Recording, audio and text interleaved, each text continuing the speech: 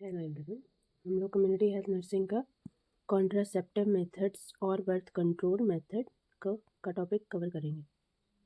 1951 national family welfare programme 1951 में आया था। 1952 नेशनल फैमिली प्लानिंग प्रोग्राम 1952 में आया था। फैमिली प्लानिंग परिवार नियोजन को कॉन्ट्रासेप्शन नहीं कहा जाता है। जो फैमिली प्लानिंग होती है उसको कॉन्ट्रासेप्शन नहीं कहा जाता है, जबकि केवल यह फैमिली प्लानिंग का पार्ट है।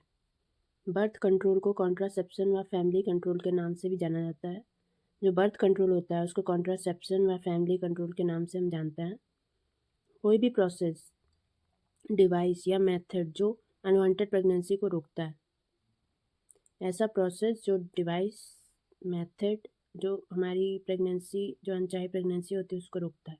बर्थ कंट्रोल की प्लानिंग तथा प्रोविज़न को फैमिली प्लानिंग कहते हैं। जो हमारी बर्थ को कंट्रोल करने की प्लानिंग होती है और प्रोविज़न होता है उसको फैमिली प्लानिंग कहते हैं। सेफ सेक्स जैसे मेल या फीमेल कॉन्डोम्स के प्रयोग से, सुरक्षित यौन संबंध जैसे पुरुष हो गया महिला जो कंडोम्स के प्रयोग करती हैं उनसे सेक्सुअली ट्रांसमिटेड डिजीज़ के फैलने को रोकने में हेल्प मिलती है। Characteristics of contraceptives. First point easy available, मतलब आसानी से उपलब्ध होना। Second point easy to use, आसानी से उपयोग होना। Number 3 free of cost and expensive, सस्ता या फ्री। मैक्स इफेक्टिवनेस, ज़्यादा प्रभाविकता। नो साइड इफ़ेक्ट्स, कोई जटिलता नहीं। रिवर्सिबल, दोबारा उपयोग में दो। लॉन्गर ड्यूरेशन, लंबे समय तक चले। नो मेडिकल एनएसजी प्रोविज़न, किसी प्रकार की चिकित्सीय या एनएसजी सलाह की आवश्यकता न हो।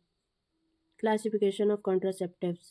कॉन्ट्रासेप्टिव्स को निम्न दो ब्रॉड वर्ग में बांटते हैं, जैसे number first spacing method, temporary method. ए barrier method, occlusive method, physical method. जो हमारा बैरियर मेथड होता है इसमें यह वजाइना में स्पर्म डिपोजिशन या सर्वाइकल कैनाल से स्पर्म पेनिट्रेशन को रोकता है। इस मेथड का कोई साइड इफेक्ट नहीं होता है। इस मेथड में कोई साइड इफेक्ट नहीं होता है। यह सेक्सुअली ट्रांसमिटेड डिजीज़ या पेल्विक इन्फ्लामेटरी डिजीज़ पीआईडी के इंसिडेंस को भी रोकता है। फिजिकल मेथड, सेकेंड है फिजिकल मेथड, मेल कॉन्डोम निरोध, जो मेल्स द्वारा सबसे अधिक प्रयुक्त तथा यह एसटीडी सेक्सुअली ट्रांसमिटेड डिजीज जैसे एड्स को भी प्रोटेक्ट करता है। फीमेल कॉन्डोम जो होता है वो मेल कॉन्डोम के समान एक 17 सेंटीमीटर लंबा इंट्रावेजाइनल डिवाइस, जिसके प्रत्येक एंड पर एक फ्लेक्सिबल पॉलीयूरेथेन रिंग होती है। डायफ्राम, डच कैप, जो डायफ्राम होती है यह सिंथेटिक रबर तथा अथवा प्लास्टिक मटेरियल का बना होता है जो 5 से 10 सेंटीमीटर डायमीटर का सालो कैप होता है।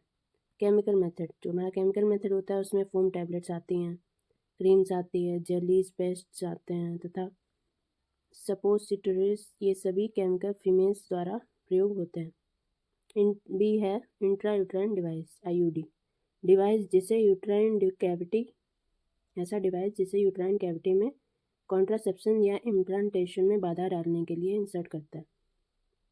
ये डिवाइस होता है जो यूट्राइन कैविटी में जो आरोपण होता है उसमें बाधा उत्पन्न करता है। यह डिवाइस पॉलीमर्स जैसे पॉलीथिलीन व पॉलीप्रोपिलीन द्वारा बनी होती है तथा इनके ऊपर मेटल आयंस, कॉपर जैसा मेटल आयंस होता है जो वो कॉपर होता है, या हार्मोन्स प्रोजेस्टेरॉन का आवरण होता है। फर्स्ट है फर्स्ट जनरेशन आईयूडी। हमारी फर्स्ट जनरेशन की आईयूडी होती है वह नॉन मेडिकेटेड या इनर्ट आईयूडी को पॉलीमर्स जैसे पॉलीथिलीन से बनी होती है, जैसे लिपर्स लूप होती है, डबल एस शेप की डिवाइस होती है ये। सेकेंड जनरेशन आईयूडी में आता है कॉपर द्वारा कोटेड आईयूडी होती है, जैसे अर्ली डिवाइस कॉपर 7 तथा कॉपर T200। इसमें वायर का 200 स्क्वायर मिलीमीटर सरफेस एरिया होता है जिसमें 120 मिलीग्राम कॉपर होता है जो 4 वर्ष हेतु अप्रूव्ड होता है। ये सब डिवाइस में 120 mg कॉपर होता है जो 4 ईयर्स के लिए अप्रूव्ड होता है। Newer device more effective, copper T220 सी, कॉपर T380 ए और एजी नोवा टी यूज फॉर 5 ईयर्स। जो नोवा टी है वह 5 ईयर्स के लिए यूज़ कर सकते हैं। तथा multi load devices, ml copper 250 से 375 copper T 380 most commonly used IOD, मतलब ये आईओडी मोस्ट कॉमनली यूज्ड होती है। इसमें कॉपर वायर का 380 स्क्वायर मिलीमीटर सरफेस एरिया होता है। यह 10 ईयर्स तक के प्रयोग में अप्रूव्ड होती है तथा गवर्नमेंट सप्लाई आईओडी है। थर्ड जनरेशन आईओडी, हार्मोन युक्त आईओडी जो हार्मोन रिलीज के सिद्धांत पर कार्य करती है। यह हार्मोन आईओडी होती है जो हार्मोन रिलीज के सिद्धांत पर कार्य करती है। जैसे थर्ड जनरेशन की आईओडी होती है। इस जनरेशन में मुख्यतः दो प्रयुक्त डिवाइस होते हैं, जैसे प्रोजेस्टा सर्ट टी शेप की डिवाइस जिसमें 38 mg प्रोजेस्टेरॉन भरा होता है। यह हार्मोन यूट्रस में 65 mg प्रतिदिन की दर से धीरे धीरे रिलीज होता है।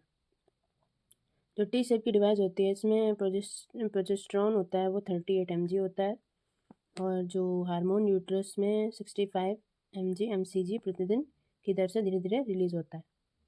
LNG-20 मिरेना टी शेप की 58 mg लेवेनोग्रेस्ट्रोल से भरी आईओडी जो 20 mg हार्मोन प्रतिदिन रिलीज करती है। यह 10 साल के लिए इफेक्टिव होती है। Timing of IOD insertion, menstruation के दौरान अथवा मेंस्ट्रुअल पीरियड प्रारंभ होते हैं के 10 दिन या 7 से 10 दिन के अंदर जो आईओडी अंदर मतलब इंसर्ट की जाती है उसका टाइमिंग होता है मेंस्ट्रुएशन के दौरान। जब मेंस्ट्रुअल पीरियड स्टार्ट होता है उसके 10 दिन या 7 से 10 दिन के अंदर अंदर लगाना चाहिए। पोस्टपार्टम इंसर्शन के लिए डिलीवरी के बाद प्रथम वीक के दौरान प्रथम पोस्टपार्टम विजिट पर। पोस्ट पर्पुरल इंसर्शन के लिए डिलीवरी के 6 से 8 सप्ताह बाद।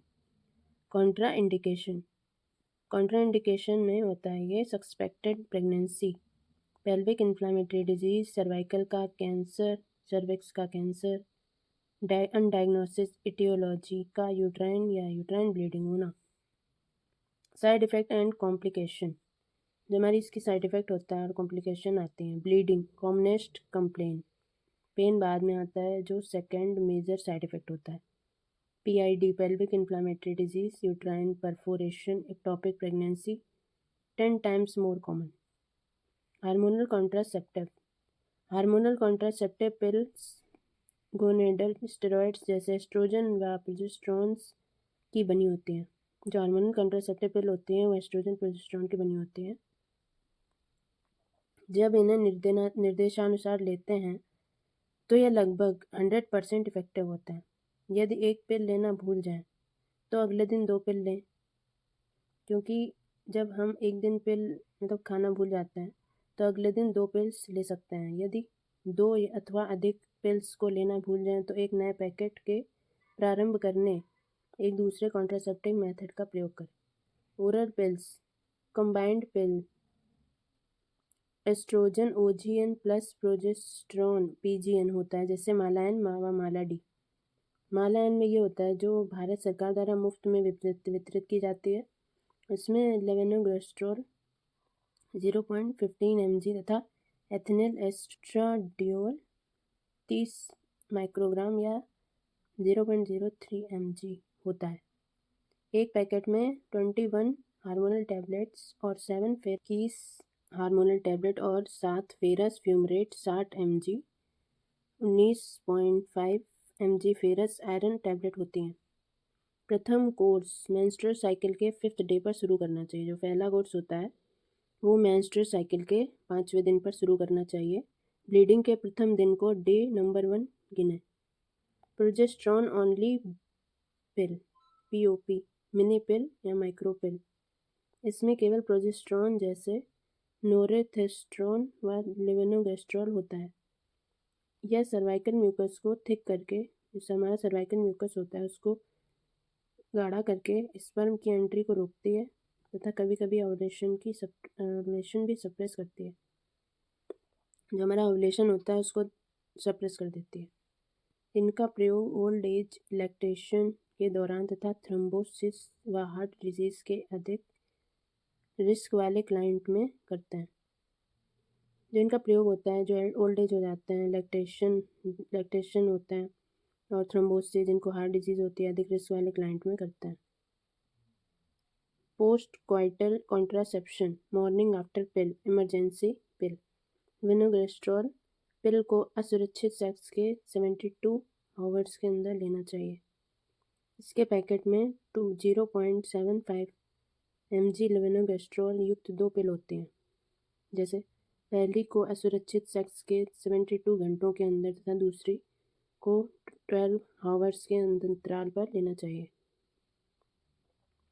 डिपॉट फॉर्मुलेशन इंजेक्टेबल्स, जो हमारे इंजेक्टेबल होता है आईयूडी वो। प्रोजेस्टेरोन ओनली इंजेक्टेबल, इन्हें 3 प्रकार के रूप में प्रयोग करते हैं। जैसे डम्पा DMPA, depot medroxyprogesterone acetate. इसमें 150 mg इंट्रामस्कुलर एवरी 3 मंथ्स में देता है। NET EN, norethisterone enanthate 200 mg intramuscular every 2 months में। डम्पा SC जब सबकोटेनियस। न्यूअर लोअर डोज, जो हमारी न्यूअर लोअर डोज होती है डम्पा की, वो 104 mg rather than 150 mg SC route से देते हैं और 3 मंथ के इंटरवल पे के साथ। सबडर्मल इम्प्लांट, यूज होने वाली सबडर्मल इम्प्लांट को नॉर प्लांट के नाम से जानते हैं, जिसमें 6 सिलेस्टिक कैप्सूल्स होते हैं जिनमें प्रत्येक में 35 mg लेवेनोग्रेस्ट्रोल होता है। यह 5 साल के लिए अप्रूव्ड होता है। Side effect of hormone contraceptive, risk increase with age and cigarette smoking. Cardiovascular effect increase 40% risk. Cardiovascular जो होते हैं डिजीज, उसमें 40% रिस्क होता है। MI, cerebral and venous thrombosis and hypertension. Carcinogenesis में ब्रेस्ट हो गया, सर्वाइकल व लीवर कैंसर की रिस्क बढ़ जाती है। कॉन्ट्राइंडिकेशन फॉर यूज और hormonal contraceptives. Contraindication of use मतलब कॉन्ट्राइंडिकेशन होता है हार्मोनल कॉन्ट्रासेप्टिव के यूज में। एब्सोल्यूट में होता है ब्रेस्ट तथा जेनाइटल का कैंसर, जो हमारे ब्रेस्ट होता है और जेनाइटल एरिया का कैंसर। लीवर डिजीज़ हो जाती है। कार्डियक डिजीज़, हार्ट की मतलब हिस्ट्री ऑफ थ्रोम्बो एम्बोलिज्म इत्यादि।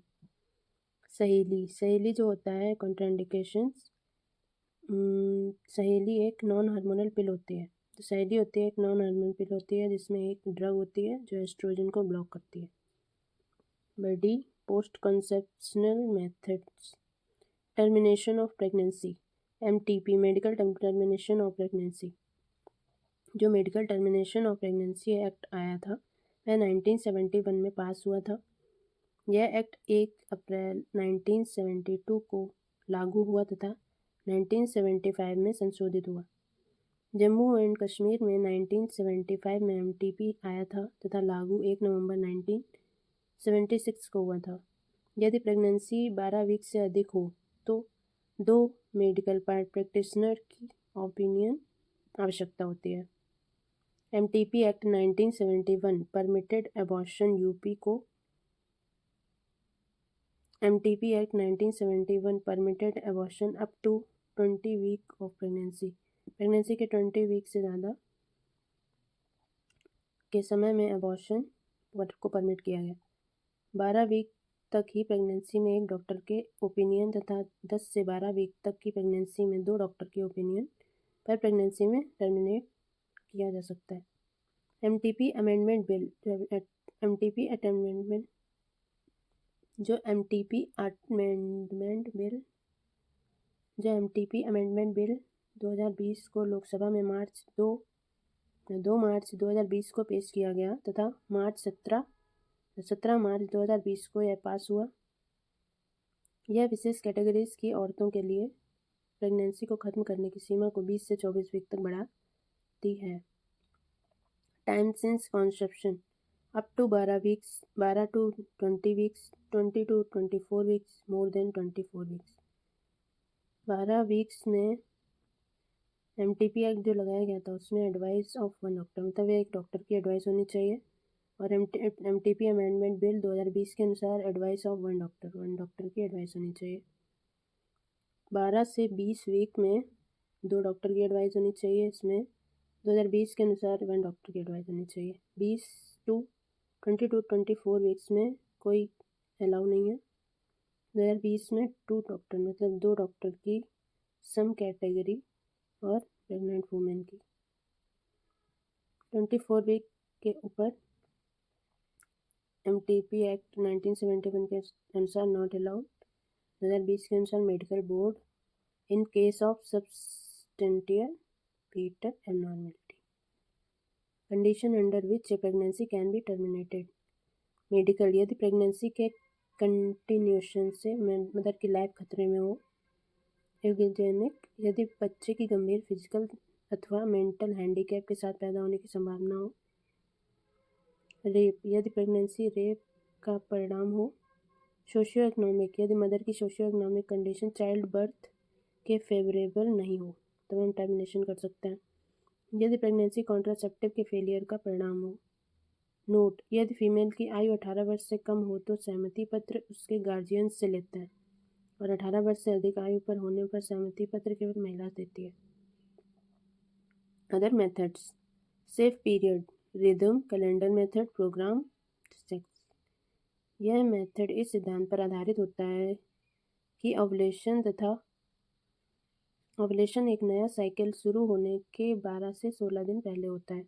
यदि एक महिला का साइकिल 26 से 30 दिन रहता हो तो उसका फर्टाइल पीरियड मेंस्ट्रुअल साइकिल के 8 से 21 दिन के बीच होगा। Natural family planning method basal body temperature method BBT ovulation के दौरान व बाद में कॉर्पस ल्यूटियम से प्रोजेस्टेरॉन के अधिक निकलने से बॉडी टेम्परेचर 0.3 से 0.5 डिग्री सेल्सियस तक बढ़ जाता है तथा पोस्ट ओवुलेटरी फर्टाइल पीरियड में इंटरकोर्स को अवॉइड करना चाहिए। थर्ड है breast feeding lactation inhibit conception by prolonging postpartum amenorrhoea. Breast feeding के दौरान जो महिलाएं होती हैं उनको पोस्टपार्टम एमेनोरिया होता है। Abstinence and coitus interruptus termination permanent method male sterilisation vasectomy दोनों साइड के टेस्टिस की वास्ट डिफरेंस के कुछ टुकड़े को काटकर दोनों एंड को जोड़ दिया जाता है जिससे वेसेक्टमी हो जाती है। नो स्काल्पल वेसेक्टमी NSV यह एक नई तकनीक है जो सेफ तथा सुविधाजनक होती है। यह project UNFPA United Nations population fund BLS IGS United Nations fund of population activities के नाम से जानते हैं। यह 1969 से स्थापित हुआ द्वारा वित्त पोषित है। फीमेल स्टेरिलाइजेशन ट्यूबेक्टमी जो हमारा फैलोपियन ट्यूब होता है उसके एक भाग या संपूर्ण का सर्जिकल रिमूवल करना। पेशेंट सिलेक्शन हीमोग्लोबिन 8 mg/dl से कम नहीं होना चाहिए तथा कोई मेडिकल डिसऑर्डर जैसे हार्ट डिजीज़ हो गया, डायबिटीज़ हो गया, हाइपरटेंशन नहीं होना चाहिए। फीमेल स्टेरिलाइजेशन ट्यूबेक्टमी में प्रायः 2 प्रकार के प्रोसीजर का प्रयोग करते हैं जैसे लेप्रोस्कोपी तथा mini lap operation. Pearl index में ये बताया गया है कि कॉन्ट्रासेप्टिव की फेलियर रेट बताने के लिए यह इंडेक्स यूज़ की जाती है जिसे पर्ल इंडेक्स कहा जाता है। PI 100 women per year HWI में देखी जाती है। इसमें बेस्ट ऑफ चॉइस उपयोग में लिया जाता है। New initiatives in family planning परिवार नियोजन में एक नई पहल होम डिलीवरी ऑफ कॉन्ट्रासेप्टिव्स गर्भनिरोधक की होम डिलीवरी यह आशा द्वारा वितरित किए जाते हैं। First delivery charge 3 condom pack ₹1 OCP cycle ₹1 EC pill ₹2 ensuring spacing of birth जन्म के बीच अंतराल सुनिश्चित करना। इसमें भी कार्यकर्ता आशा ही होती है। आशा द्वारा परामर्श शुल्क 500 रुपये लेती है। शादी के बाद पहले बच्चे के जन्म में 2 वर्ष देरी 500 रुपये उसको मिलते हैं। दूसरा बच्चा पहले जन्म के 3 वर्ष बाद करवाना 1000 रुपये मिलते हैं यदि कपल्स 2 बच्चों के बाद नशबंदी कराते हैं।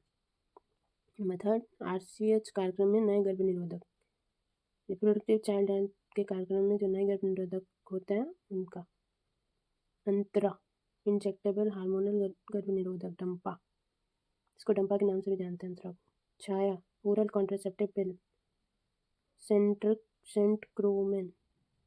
4 प्रेगनेंसी टेस्टिंग किट, गर्भ जांच किट। निश्चय, यह घर पर जांच के लिए किट होता है। यह आशा कार्यकर्ता के पास एक सब सेंटर तथा सब सेंटर पर उपलब्ध होता है। Thank you everyone and please subscribe my channel.